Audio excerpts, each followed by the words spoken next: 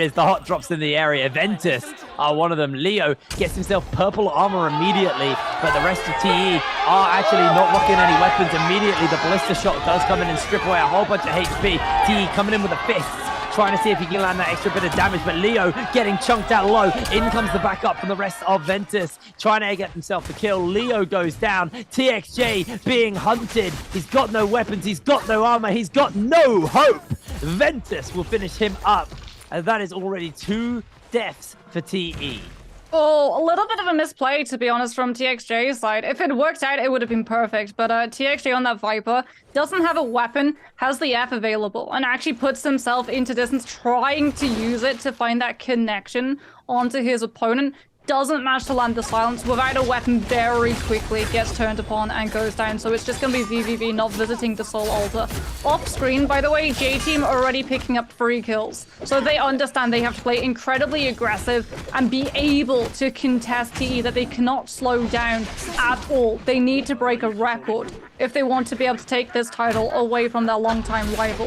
As GG's Misky is now chasing down these members of EWG, Yiran not able to make it through the doors, will be hounded by that Cicada in the ultimate. Still 1 slash left on Miskia as well, so he can still look for an engagement onto these other members of EWG who have not been able to break out of disengagement unnoticed. GG instantly zeroing in on Xiaolui's position. Cicada ultimate going to be gone now for Miskia, but they have the numbers advantage, and Xiaolui just not able to do anything except connect the uppercut from that dagger to buy himself a little bit of time, but he will eventually fall. And we said it was going to be an incredibly aggressive game. Ventus already on 4 kills, XCG on 3, J-Team still sitting on 3, TE playing from the back, having to play a little bit slower than they would perhaps like, as there it is, Ventus's Sanzi, able to come in with that Akos ultimate to set up WX98. Bane's Breath coming down now onto those members of Ventus as they decide to hold themselves in that area.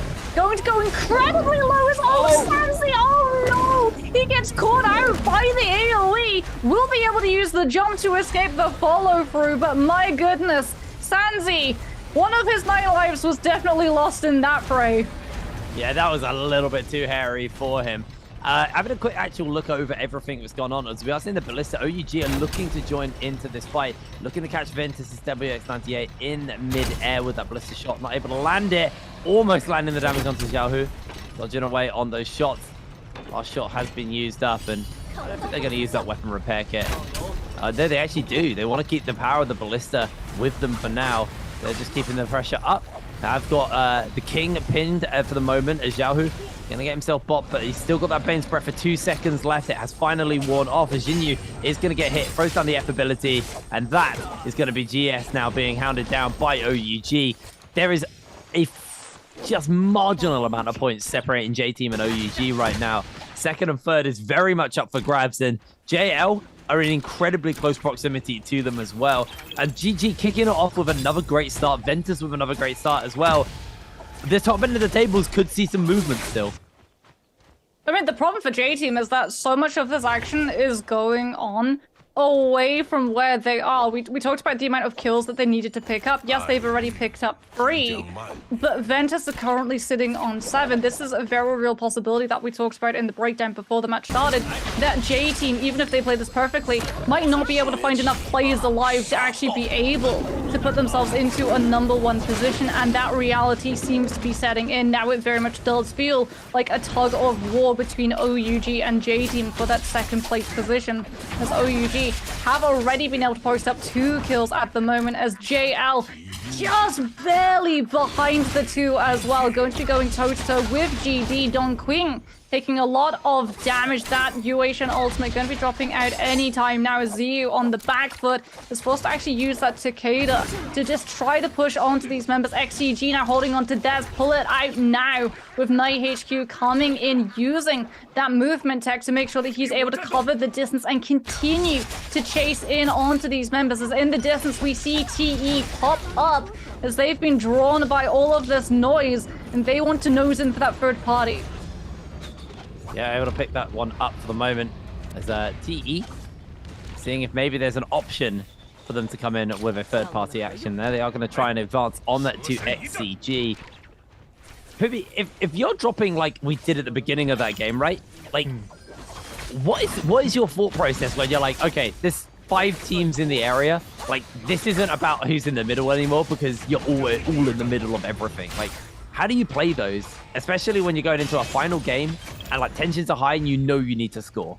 So pretty much it's just obviously comms are going to be chaotic. Everyone's going to have their own perspective on who they see, especially like if you see someone low, but I'm on someone who's like 1 HP. So a lot of the times we just are constantly like trying to just make sure that we are consolidating and focusing the same target because, you know, players will die all around us. We're in the center of just nothing but chaos. So we're just trying to make sure that we all are, you know, focusing the same target and getting the kills that we need. All about that focus. I mean, for some of these guys, they really do have to focus up. GD almost dodging, going pretty low here. Now HQ should be able to finish him up one last uppercut. And there it is. Lovely little pickup there for HQ. Has also got weapon repair kit to make sure that spear only has 1 durability left. Is repaired. Just gonna make sure that his armor's up first as J-Team find himself a fight here versus JJH. Remember, they might not be playing for first at the moment. They may just be playing to hold on to that second spot, which they were able to take back from OUG. And grabbing themselves a 5th kill is a pretty goddamn good way to do that. Slowly but surely, actually up to 6 kills now. Reeling in on TE, but it's, again, it has to be a record-breaking game from them if they're going to catch up to TE. And TE also have to go out on a donut. So it's going to be a pretty tall ask for them. For right now, J-Team are playing just to get as many points as possible and catch up to the likes of, overtake the likes of OUG. But in comes Xiao Lue.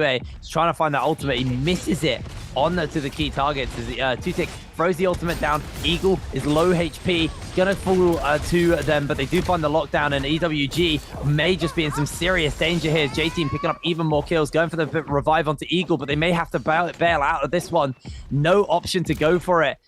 101 Tien may just have to consolidate on the loss of his teammate. Eagle does still have a revive though, so J-Team, they're not going to overcommit. They've got their 7 kills. They're happy with that, and they're going to move away.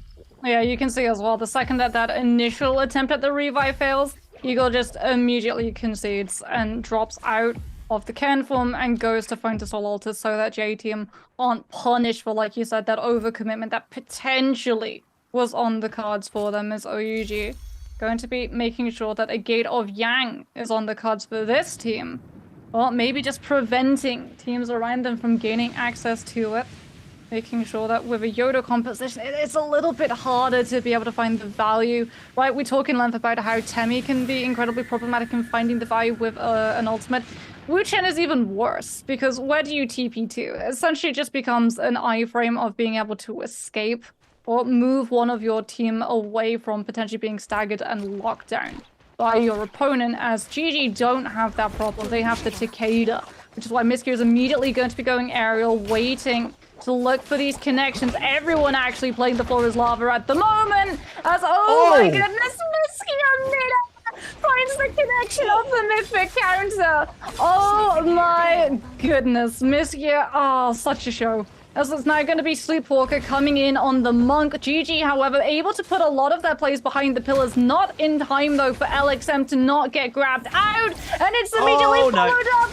Jing finds them with a Uation ultimate, spit into another grab coming through from Sleepwalker. And this is falling apart for GG. It's 3-3-0 now. Is the one that's going to get grabbed. Sleepwalker finds a second. The double grab, though, coming through after Miskia. And he's going to have to tap dodge. Monk ultimate now drops down from Sleepwalker, but they've already been able to whittle away one of the members of GG, and now it just becomes policing them as Sleepwalker goes incredibly low, loses the armor, but is still able to survive with that Karumi Tether, turning onto the member of GG's 3-3-0, keeping him just locked in so much stagger. As we can see, GG is trying to peel, trying to take some of those hits, so that their members can survive and trade the blows out, but WBG do such a good job of juggling them through it.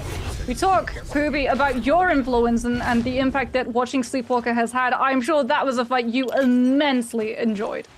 Oh yeah, I love that fight. It's good to see, you know, Sleepwalker doing what he does best. You know, pulling off these double grabs, making sure his monk is the dominant monk in Yang and in all situations. And it's good to see that they still have it. It's just, you know, it's been a rough season, as we said earlier. So yeah, it's been a pretty rough one for them, but yeah, ending at least their first Realm of Yang on the final game on a high. TE actually lost a player, did get the rebirth charm though, so they will be able to pick them back up. J-Team, still, they are not out of the woods. OUG are very close on their tail. Lucky for them, JL have been knocked out, and Ventus are potentially in realm of catching up to OUG and J-Team, depending on the outcome of this game. So they're definitely not in the thick of the woods, but they are still in those woods. There's Xiaohu going for the transformation here, seeing if he can grab onto those GG members. GG fresh off a loss as well. If they lose this fight, they're just out. They don't have they need to get those rebirths from the Soul Blooms, and GG pinned against a wall with Anne absolutely wailing on them in his Terracotta Warrior form, making life real hard for GG, but they are somehow holding up still inside this building, waiting out the transformations and buying some space, but GG low HP. Anne's about to lose that transformation as GG are going to try and get some heals off. Xiao, who jumps in to the middle of the fight. Miss Kia looking for the Jash out of the wall, as now they actually they tried to connect the Zephyr, unable to connect it onto Xiaohu though, who is able to break away, and it looks like GG just going for the heals before they keep this fight going, but they only have a little bit of time left. It's actually GS as well who have the debuff on them, so both these teams need to find a win versus one another so they can heal up. As Xiaohu looking for the uppercut, can't quite connect it, unfortunately. The charge kick comes down from the sword, and 330 also takes a vertical strike as well to the face, tap dodging away on the next one. As 330 desperately trying to land those longsword vertical strikes, unable to make them connect. As slowly but surely this is getting hairy. Over the shoulder he goes. As Xiaohu low on HP, 2 minutes left for these teams to find these kills. Well, this is going to be Dunzo game for both of them. As you can see, the GS boys are starting to run a little bit low. Miss Kia does get bot back, loses quite a lot of HP. The counter has come in. It's just going to go for the heal, but Xiaohu trying to keep onto him. Grapples coming out for cancels as Miss Kia desperately trying to go away. Remember, if you go down, you go down for good. There is no picking you up from this point, as now it does look like GG have the man disadvantage as GS are slowly actually getting taken through. I'm wrong, it's GS in danger, and there's the healing, there's the cleansing. GG able to find the win. Once again, Miss Kia is just that clutch factor for GG. Whether he's on the Yoda, whether he's on the Takeda, he makes it look so clean. As TE been playing a little bit slower, having lost that initial fight off of the hot drop. As a result, the loop does reflect it, as well as the kills. They've been playing incredibly passive, not really wanting to take any fights against any teams that have found them, as OUG are just applying that pressure, breaking through that blue armor and the blink of an eye with those cannon shots, but not actively committing to the full chase down, just making sure the TE are chased away, so that OUG get a little bit more time to survive, look to load up, and play towards when we're seeing some of these Gates of Yang and Morris Blessing spawning through. Right now, it is J-Team who are just still looking to get a little bit better gear actually onto one of their players. Eagle rocking just the blue armor. J-Team maybe closing in on that Morris Blessing. It looks like they don't want to risk a Realm of Yang, so they'd rather go for the Morris Blessing. Only problem is they don't actually have a Tammy or a Monk or anything you can really guard them from getting attacked at this Morris Blessing. Is a Mystic they have Might the one. Wuchan. Like, they have the wind walls. The bigger problem for them is that they're running ACOS over the Yodo for the burst damage capability in this composition, so you don't have the F3. Which means that if those wind walls are used or forced out too early, you're essentially putting yourself into an incredibly dangerous position for control of the Morris Blessing that a lot of these players are going to start gravitating towards, because they just don't want to run the risk of that second Gate of Yang. As TE are just making sure that they're able to strafe away from this Yoda ultimate, but Tutik actually mind games, holds that second slash a little bit longer than VVV is expecting, and will be able to find the connection, but the problem is he hasn't found the kill, and now TE's two other teammates immediately pounce onto him. Yeah, you find one slash connection, but TXJ is immediately there with the follow-up, as we're going to see the next Gate of Yang. WBG confident off of that performance in the last one. Sleepwalker going immediately into the ultimate, will be able to find a grab off the bat, as again we see That repeating crossbow now, hounding his health bar down. He's having to just jump around this Karumi ultimate to make it harder for that repeating crossbow to be able to hit and lodge that poison, take damage onto his health bar yet again, as he's on an absolute sliver, but he's been able to find another grab, doesn't find the slam, but is still able to displace one of the teammates out into position, into Sleepwalker's clutches as he tries to charge up the Dragon Slayers. Doesn't find the connection that he's looking for. Has to cancel it out early because NightHQ was expecting and goes for that parry, and now becomes the mind games. Sleepwalker holding on to it, not throwing out the blue until just now, making it incredibly hard for XCG to understand whether or not he's actually going to commit. And they fall for it twice. Sleepwalker with 2 connections, but he doesn't go down. It's all XCG as they swap to the cannon, and they just blitz through the sliver of health that he has left. That was brutal. That was so well played. We do see on top of the screen, Bowder get themselves a rebirth charm. So they pick up one of their players who has gone down. OUG are being chased down. This is bad for them, actually. J-Team have lost 2 players as well. OUG in danger. SS goes down. So all of a sudden, the 2 teams who are currently chasing a higher spot in the standings are in danger. Zinyu just playing to get away and playing for placement, but first and second is very much up for grabs right now. When with GG having 6 kills and 30 points behind, it's going to have to be a pretty big win for them, but it is a win that is capable of happening. And I actually think OUG with this save onto SS, they're going to be very happy with this. They actually may be able to take second place from J-Team. Not, however, if they're able to make it out of that zone, because the revive comes through, but it's allowed to come through. They still have to get out of that zone and back into a part of the map where they're not just going to get body checked the second that they reveal themselves.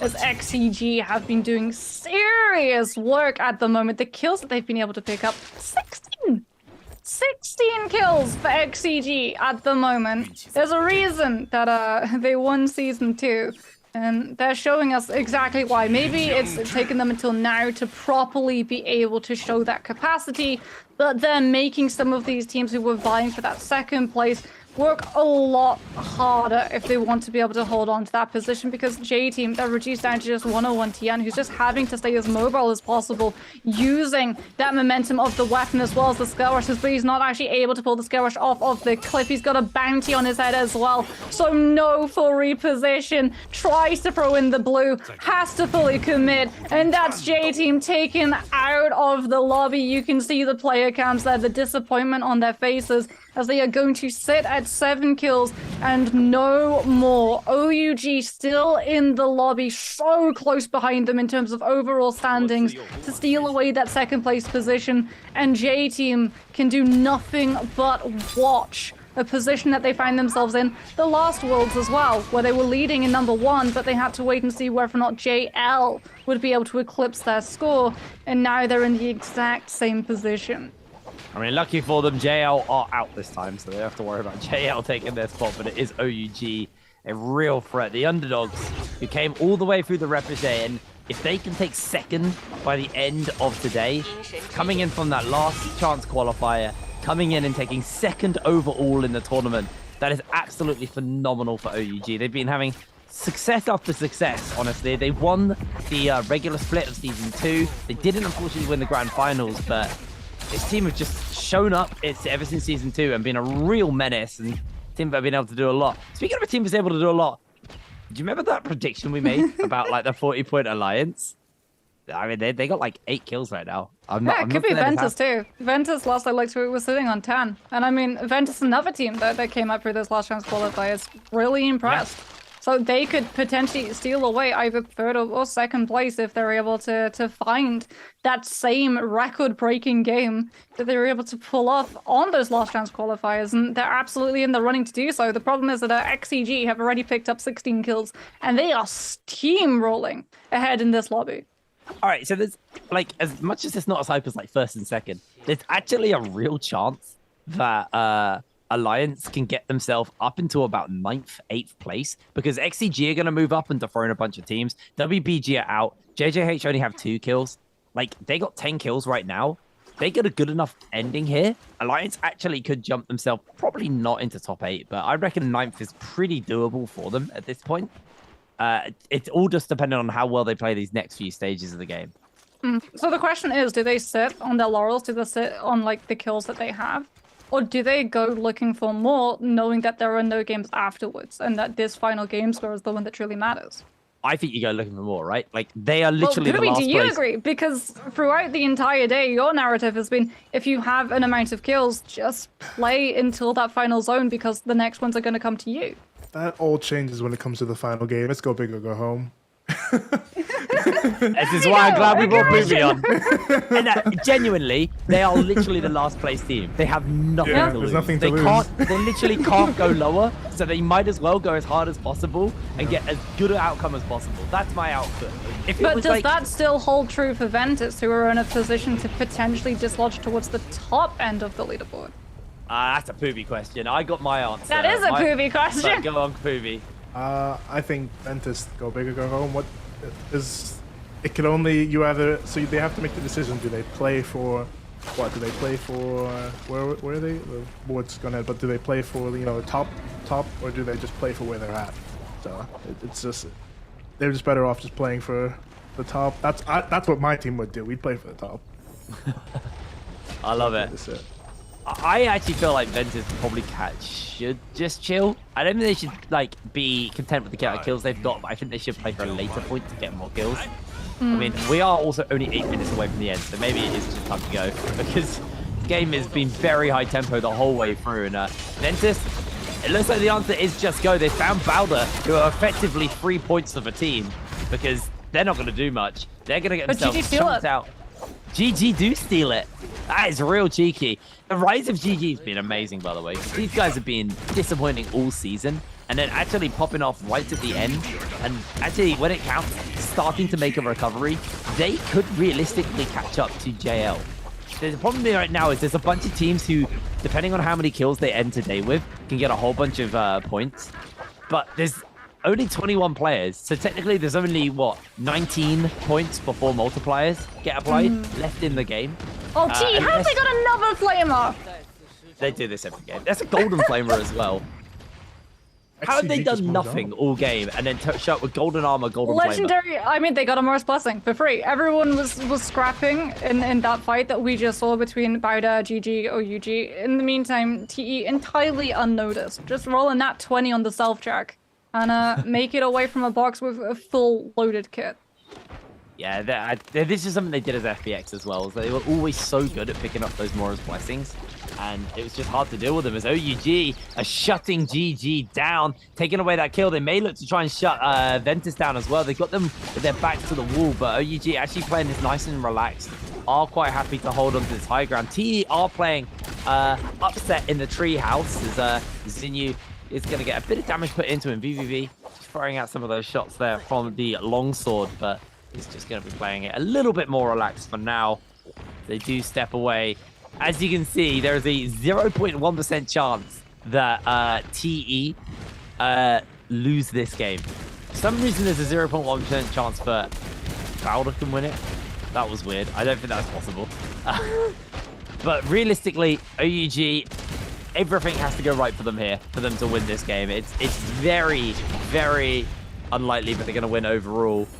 But 16 kills on XCG, 10 kills on Alliance, 10 kills on Ventus, 7 on GG, 7 on OUG. This end of this game is still anybody's. I mean, I'm not counting TE out. Remember, this is playing into Final Zone. And TE have all 3 of their players alive. They have a Viper composition, a Cicada as well. They've got that legendary Flamer, which has influenced so much of how they play these final zones.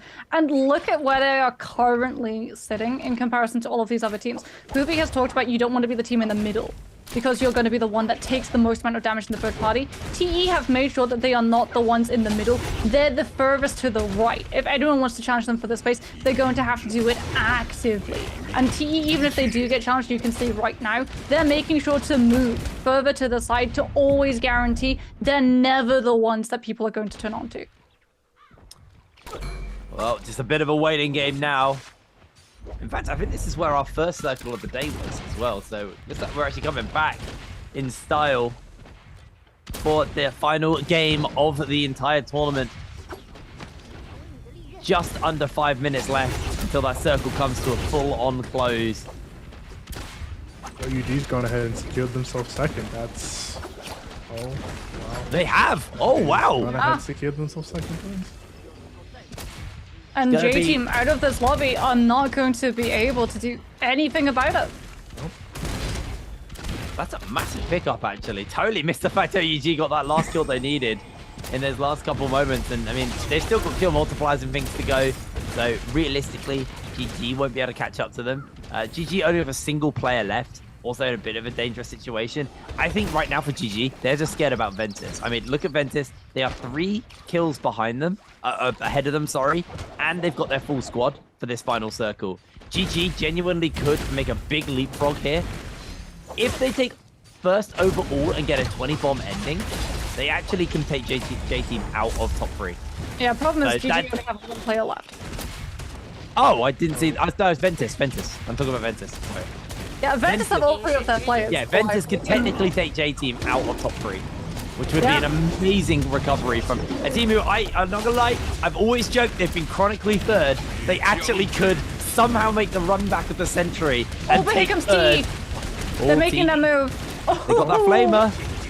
And they move on to Ventus. Well, J-Team will be happy about that. Ventus lose Sanzi, the main damage component of the composition. This is what I talked about. T, they see that that fight is coming a little bit too close to that position, and they just immediately turn back with enough aggression to deter everyone else out of that space, find 1 kill, and then pull back. So they get that kill, and there is no punishment that comes after them. So not only have they confirmed another kill, they've still got the high ground. They've still got a flamer, and everyone is going to have to walk straight into it.